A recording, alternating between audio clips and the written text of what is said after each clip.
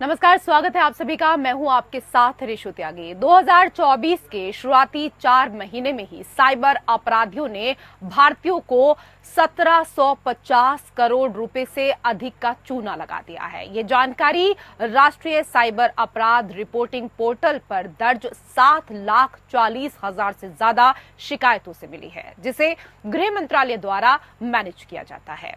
Indian cyber crime coordination centre 14C में बताया कि मई 2024 में औसतन रोजाना 7,000 साइबर अपराध की शिकायतें दर्ज की गई। ये आंकड़ा 2021 से 2023 के बीच दर्ज शिकायतों से 113.7% ज्यादा है और 2022 से 2023 की तुलना में 60.9% अधिक है। ये जानकारी एक रिपोर्ट के अनुसार है। इन शिकायतों में से 85% ऑनलाइन वित्तीय धोखाधड़ी से जुड़ी हुई थी। गृह मंत्रालय द्वारा स्थापित 14C साइबर अपराध से लड़ने के लिए कानून प्रवर्तन एजेंसियों के लिए एक रूपरेखा का काम करता है। रिपोर्ट किए गए मामलों में 2019 से 2024 के बीच सबसे ज्यादा बढ़ोतरी देखने को मिली है। गृह मंत्रालय और डिपार्टमेंट ऑफ टेली कम्युनिकेशन ने आम नागरिक को फ्रॉड से बचाने के लिए सार्थक साथी मुहिम की शुरुआत की है। हर रोज साइबर सेल यूनिट जो गृह मंत्रालय चलाती है, उसे कई इस तरह की शिकायतें दरअसल मिल रही हैं, जिसे देखते हुए साइबर क्राइम को रोकने के लिए इस कार्यक्रम को शुरू किया गया। साइबर क्राइम को रोकने के लिए बहुत सारे उपाय किए जा रहे हैं। इसी की तरह जरा सी सावधानी ऑनलाइन स्कैम या साइबर क्राइम से बचा सकती है। एक क्लिक पर संदिग्ध या अपराधी के phone number, internet ID, bank खाता, ईमेल और यूपीआई की जानकारी मिल जाएगी। स्कैम से बचाने के लिए national crime reporting portal NCRP ने नए फीचर्स जोड़ दिए हैं। खास बात यह है कि इसके लिए कहीं जाने की आवश्यकता नहीं है। घर बैठे बैठे सारी जानकारी उपलब्ध हो जाएगी।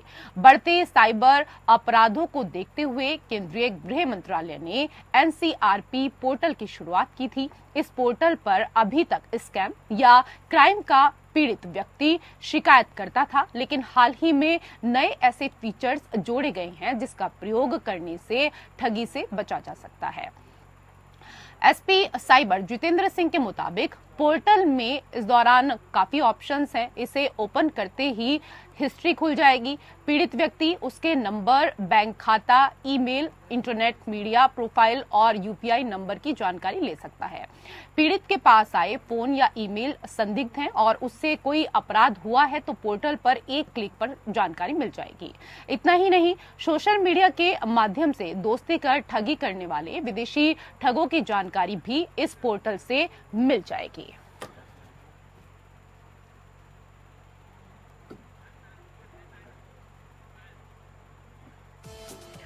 तो साइबर क्राइम में लगातार बढ़ोतरी होती जा रही है।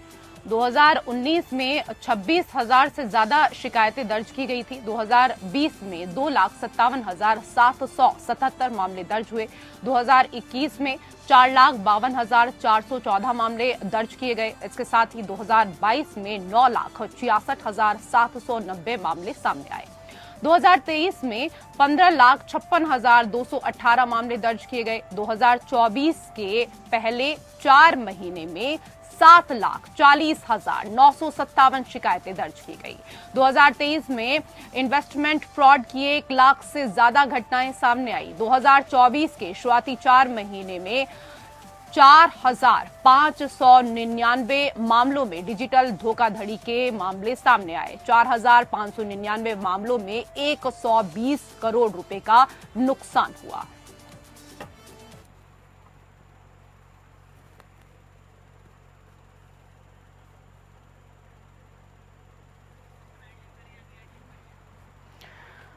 तो आज ये समझने की कोशिश हम एक्सपर्ट से करेंगे कि अगर बैंक अकाउंट हैक हो जाता है तो ऐसे में क्या कर सकते हैं, साइबर सेल में किस तरीके से शिकायत कर सकते हैं, ये भी एक्सपर्ट से हम यहाँ पर समझेंगे। पासवर्ड को आप कैसे सेफ रख सकते हैं, ये भी जानकारी आज हम आपको देने वाले हैं।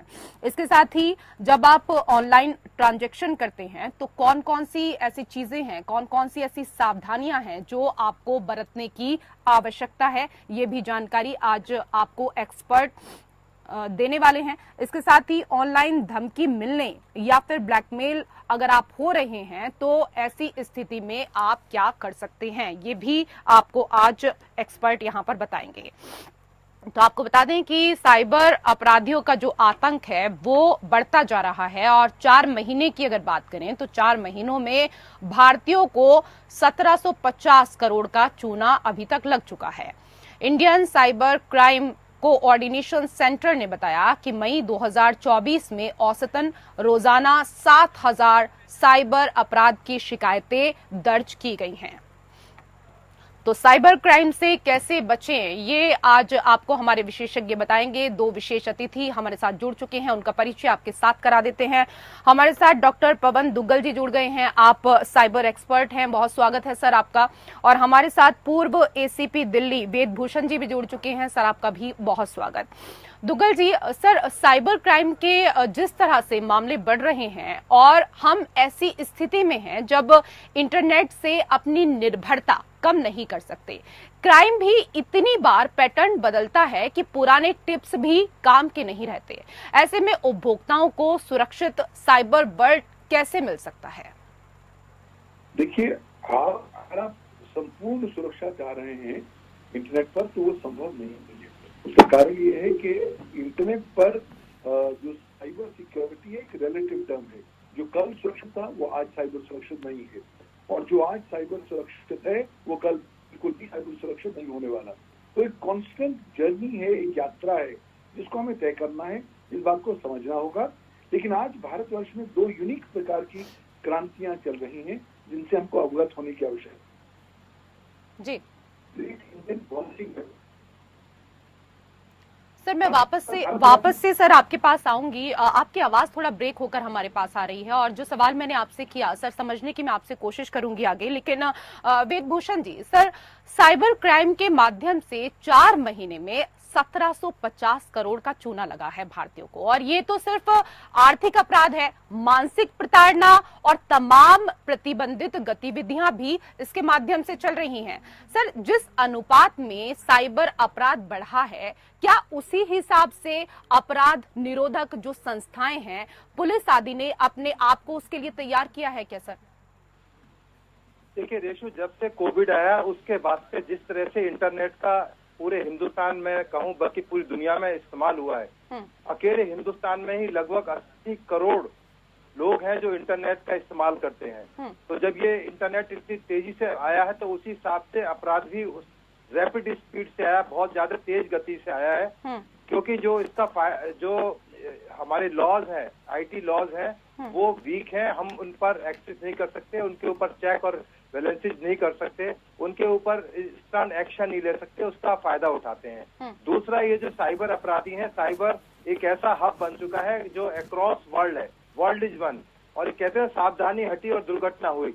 जहां आपने गलती से कोई भी क्लिक किया किसी चीज को, आपने लापरवाही की, बहुत सारे प्रलोभन आपको दिए जाते हैं। और आज जो जहाँ तक सरकार की बात है, भारत सरकार या एमएचए या दिल्ली पुलिस या हिंदुस्तान की पुलिस की बात है, ये जो रिपोर्टेड क्राइम है ये बहुत ही कम है। अनरिपोर्टेड क्राइम इतना ज्यादा है जिसका हिसाब किताब ही नहीं, यदि वो लगाया जाए तो अलार्मिंग डाटा होंगे। बहुत से लोग यही नहीं पता कि रिपोर्ट या 1930 को हम कैसे इस्तेमाल करें।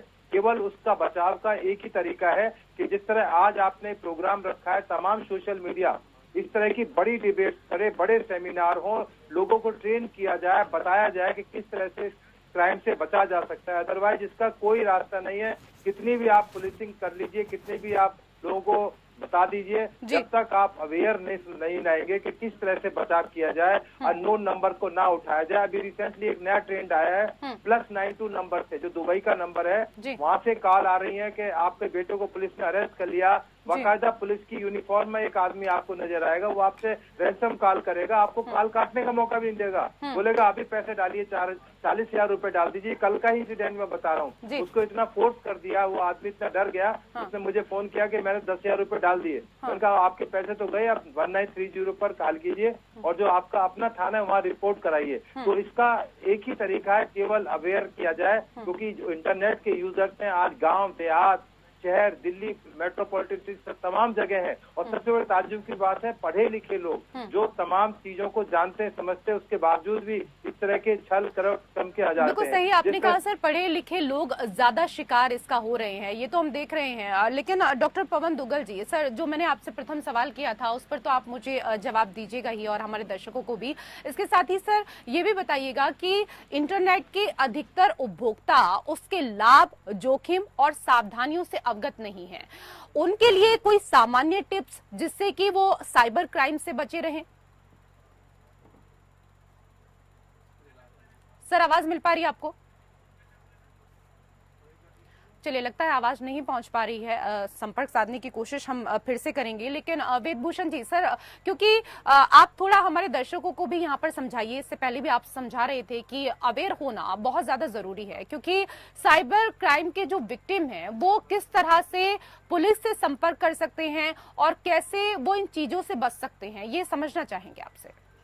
देखिए रेशु 1930 एक हमारा इंडिया का तमाम प्लेटफॉर्म के लिए इस्तेमाल के लिए नंबर है, वहां पर आप अपनी एक कंप्लेंट दर्ज करा सकते हैं कि मेरे साथ इस तरह से साइबर क्राइम हुआ है। उसके अलावा दिल्ली नहीं पूरे हिंदुस्तान में हर स्टेट पुलिस के अंदर सेंटर लेवल पर एमएचए लेवल पर सेल बनाए गए हैं साइबर क्राइम को डील करने के लिए। आप अपनी रिपोर्ट साइबर क्राइम में दर्ज करा सकते हैं, पर उसके लिए आपके पास में अवेयरनेस होना जरूरी है कि मुझे किस प्लेटफॉर्म पर किस तरह से अपनी कंप्लेंट करानी चाहिए, क्योंकि इसमें बहुत तरह के क्राइम होते हैं। एक्सटॉर्शन का क्राइम है, बैंकिंग से रिलेटेड क्राइम है, इंश्योरेंस सेक्टर से रिलेटेड क्राइम है, और कुछ इस तरह के क्राइम है जो बिल्कुल ही डिफरेंट एक प्लेटफॉर्म पर है। उसके लिए बारे में पुलिस में भी कोई इस तरह के कानून का कुछ प्रोविजन नहीं है, इसलिए पुलिस इस चीजों का फायदा तमाम इस तरह के लोग उठाते रहे हैं। इसके लिए चूंकि जो डाटा है आपका वो तमाम दूसरे कंट्रीज में है, सिंगापुर में है, अमेरिका के अंदर है, इंडिया की गवर्नमेंट का उनके ऊपर कोई कंट्रोल नहीं, क्योंकि आपके पास में अपना कोई सिस्टम नहीं है इंडिया के पास में।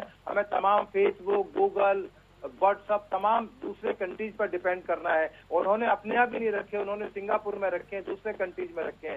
चाइना आज की डेट में बहुत बड़ा एक साइबर क्राइम का हब बन चुका है, रशिया बिल्कुल एक प्रीमियर पोजीशन में है। उसके अलावा बहुत सारे अफ्रीकन कंट्रीज है जहां से इस तरह के क्राइम चलते हैं, आपको कॉल्स आती हैं। केवल और केवल आपकी सावधानी आपको चीजों से बचा सकती है। आप पहले एकदम से समझें कि जो कॉल आपको आ रही है या आपको प्रलोभन दिया जा रहा है, चाहे लोन के लिए दिया जा रहा है, चाहे आपको पुलिस के रूप में डराया धमकाया जा रहा है, और किसी भी तरह से आपको कॉल आ रही है, तो आपकी जिम्मेदारी है कि पहले देखें कि क्या ये कॉल सच्ची हो सकती है, झूठी हो सकती है। उठाने से पहले जिस तरह से पहले सेक्सटॉर्शन का रैकेट चलता था कि अननोन नंबर से वीडियो कॉल आती थी, परंतु जिस तरह आपने आज ये प्रोग्राम चलाया उसी तरह पूरे हिंदुस्तान को समझ में आया कि अननोन नंबर से वीडियो कॉल ना उठाएं। उसमें बहुत ड्रास्टिकली बहुत ज्यादा चेंज आया, गिरावट आई है। अब आप आदमी अननोन नंबर से वीडियो कॉल को नहीं उठाते हैं, क्योंकि आप लोगों ने, हम सब लोगों ने मिलकर उनको अवेयर कर दिया है कि ये कॉल खतरनाक हो सकती है, आप सेक्सटॉर्शन के शिकार हो सकते हो। तो इस तरह ये क्राइम अछूता नहीं है। आपने देखा होगा इसरो के अंदर, एम्स के अंदर, रेलवेज के अंदर, बैंकिंग के अंदर, मतलब इसरो इतना बड़ा संस्थान 2019 में तमाम उसका डाटा हैक कर लिया गया। एम्स का डाटा दो बार हैक हो चुका है, और बाकायदा वो रैंसम कॉल करते, सरकार से निगोशिएट करते हैं। हम और आप तो छोटी चीज है। तो इस तरह के जब हालात पैदा हो जाएं, तो केवल मैंने जो पहले कहा था कि सावधानी ही इसका एक रास्ता है। बिल्कुल सही कह रहे हैं सर, आपकी सावधानी ही बचा सकती है। लेकिन सर क्योंकि इंटरनेट कहने को तो आभासी दुनिया है, लेकिन उसके प्रभाव और दुष्प्रभाव दोनों आभासी नहीं है, जबकि इंटरनेट यूजर का अलग ही कंफर्ट जोन है। उन्हें कैसे जागरूक किया जाए ताकि वो इन अपराधों को गंभीरता से लें और पुलिस के संज्ञान में लाने के बाद कोऑपरेट भी करें? आप बिल्कुल देखिए, इसमें कई तरह के कॉम्प्लिकेशन है इशू, क्योंकि एक सबसे बड़ा पुलिस के सामने सवाल होता है जुरिडिक्शन का, क्योंकि ये कॉल डिफरेंट लोकेशन से, डिफरेंट प्लेसेस से आ रही होती हैं, और आदमी कहीं मूव कर रहा है, कहीं गांव में रह रहा है, दिल्ली में रह रहा है, शहर में रह रहा है, तो कहते हैं पुलिस पे सबसे बड़ी प्रॉब्लम होती है कि जुरिडिक्शन कैसे फिक्स हो। उसके लिए सरकार को भी कुछ ऐसा कानून का में प्रोविजन करना चाहिए कि कहीं भी आपके प्रसाद क्राइम हो वो आप रिपोर्ट कर सकें। 1 जुलाई 2024 से जो नया कानून लागू हो रहा है उसमें इस तरह का प्रोविजन किया गया है कि आप कहीं भी अपनी कंप्लेंट को, चाहे वो साइबर से रिलेटेड है या ट्रेडिशनल क्राइम है, आप रिपोर्ट कर सकते हैं। बाद में पुलिस इन्वेस्टिगेशन के बाद में दूसरे पुलिस स्टेशन से दूसरे प्लेटफॉर्म को ट्रांसफर कर सकती है। परंतु 1 जुलाई से पहले हमारे पास कोई इस तरह का साधन नहीं है, तो पुलिस भी अपने डिले डिलाइंग टैक्टिक्स अपनाकर किसी तरह से, क्योंकि इसके बारे में पुलिस को भी प्रॉपर ट्रेनिंग की जरूरत है जो कि अब तक नहीं दी गई है। तमाम जो जुडिशियल ऑफिसर्स हैं वो भी बहुत सारी चीजों से अनभिज्ञ हैं। जुगल जी आपको बताएंगे कि किस तरह से जो साइबर की जो नॉलेज है वो एक आम पुलिस ऑफिसर को नहीं है, जो उसकी ट्रेनिंग का पैटर्न है, जो उसको दिनचर्या उसकी होती है, उसमें साइबर क्राइम बहुत ज्यादा अहमियत नहीं रखता है। परंतु आने वाले टाइम में ये तमाम चीजें एड्रेस की जा रही हैं, सरकार के लेवल पर एड्रेस की जा रही हैं, पुलिस के लेवल पर, कोर्ट की अदालत के लेवल पर की जा रही है। जो डिजिटल एविडेंस है उसको अब सरकार मान्यता दे रही है। पहले इस तरह की मान्यता नहीं थी, सुप्रीम कोर्ट ने धीरे धीरे उसको कानून में एक तरह से कहे कि एक उसमें लाकर रख दिया कैटेगरी में, और अब सरकार ने 1 जुलाई 2024 से जो नया कानून आ रहा है उसमें बाकायदा जो भी डिजिटल एविडेंस होंगी वो कोर्ट में स्वीकार्य होंगी, उनके ऊपर सजा भी हो सकती है और ट्रायल भी हो सकता है और कन्विक्शन भी हो सकती है। तो तमाम चीजें आने वाले टाइम में ये जरूर एड्रेस होंगी। और बल्कि इसी क्षेत्र में नहीं, आप देखें कि न्यूक्लियर जो कितनी सेंसिटिव चीज होती है उन तक किस तरह के मैलवेयर अटैक्स होते हैं, किस तरह से लोगों को रैंसम कॉल आती है, तो इस तरह की चीजों से अवेयर रहना चाहिए। बिल्कुल, कई महत्वपूर्ण बिंदुओं पर सर आपने यहाँ पर प्रकाश डाला। दुग्गल जी, आपसे समझना चाहेंगे सर कि इंटरनेट के अधिकतर उपभोक्ता उसके लाभ, जोखिम और सावधानियों से अवगत नहीं है, उनके लिए कोई सामान्य टिप्स जिससे वो साइबर क्राइम से बच सके? कुछ सामान्य टिप्स जिसके माध्यम से उपभोक्ता साइबर क्राइम से बच सकते हैं इस प्रकार से। पहली बात, आज समय आ गया है कि हम अपने मस्तिष्क में डिस्ट्रस्ट और मिसट्रस्ट की भावना को जागृत करें। जो चीज देखें उस पर तब तक विश्वास न करें जब तक कि हम स्वतः इंडिपेंडेंट रूप से उसकी पुष्टि न कर पाए। दूसरी बात, साइबर सुरक्षा को जीवन जीने का शैली के रूप में अडॉप्ट करने की समय का टाइम आ गया है। तीसरी बात, आज नया साइबर वर्ल्ड ऑर्डर प्रारंभ हो चुका है कोविड-19 के बाद, जहां पर साइबर सुरक्षा में सेंधें हम लोगों की रोजमर्रा लाइफ का कंपेनियन बनी रहेंगी और साइबर क्राइम जो है एक रोजमर्रा डेली रूटीन हो जाएगा। तो इस संदर्भ में समझें कि आप भी उतने ही टारगेट बन सकते हैं साइबर क्राइम के जितने कोई और। एक भ्रम, इस मिथ्या में ना रहें कि साहब मुझे क्या होगा, मुझे कौन टारगेट करेगा। चौथी बात, अपने पासवर्ड्स को थोड़ा पुनः से ध्यान देखिए। कोशिश करिए अल्फा न्यूमेरिक पासवर्ड्स हो, जिसमें अल्फाबेट भी हो, नंबर भी हो, स्पेशल कैरेक्टरिस्टिक्स भी हो, ताकि उसको तोड़ने की चेष्टा और ज्यादा मुश्किल हो जाए। चौथी बात कि अगर आप ऑनलाइन ट्रांजैक्शन करते हैं तो कृपया आप एक तो SMS अलर्ट सेवा जरूर ले लें ताकि हर ट्रांजैक्शन पर आपके पास अलर्ट आए।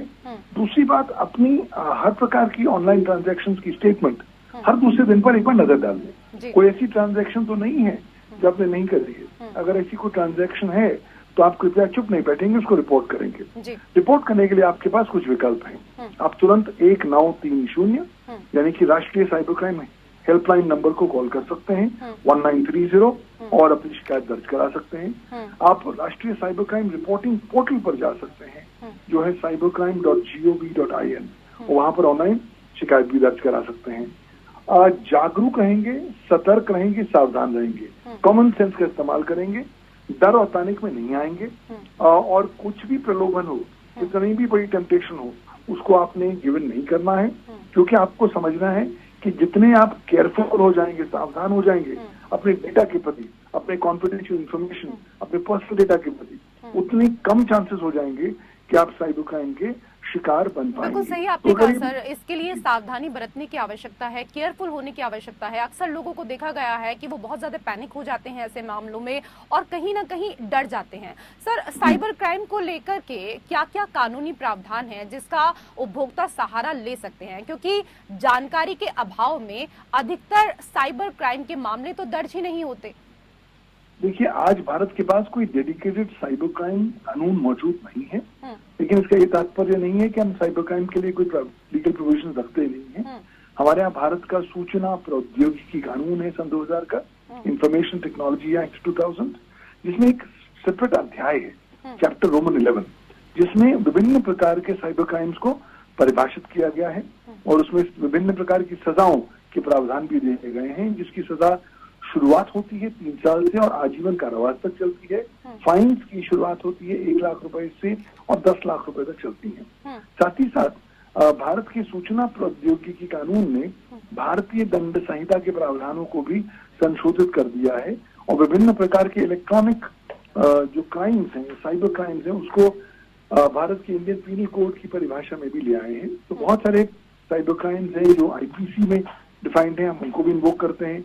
कई बार स्पेशल लॉज हो जाते हैं, जैसे कॉपीराइट एक्ट है, उस पर भी आपको लगता है जहाँ डिजिटल क्राइम्स की कवरेज जहाँ होती है वहां पर आप अट्रैक्ट कर सकते हैं। बट ब्रॉडली हमारे पास ये लीगल फ्रेमवर्क है जिसके माध्यम पे आप एज एन उपभोक्ता शिकायत कर सकते हैं और आपकी शिकायत पर कार्रवाई हो सकती है। जी सर, हमारे दर्शकों को इतने सारे सुझाव देने के लिए आप दोनों का बहुत बहुत धन्यवाद। और इसी के साथ हमारी विशेष पेशकश में फिलहाल इतना ही। नमस्कार।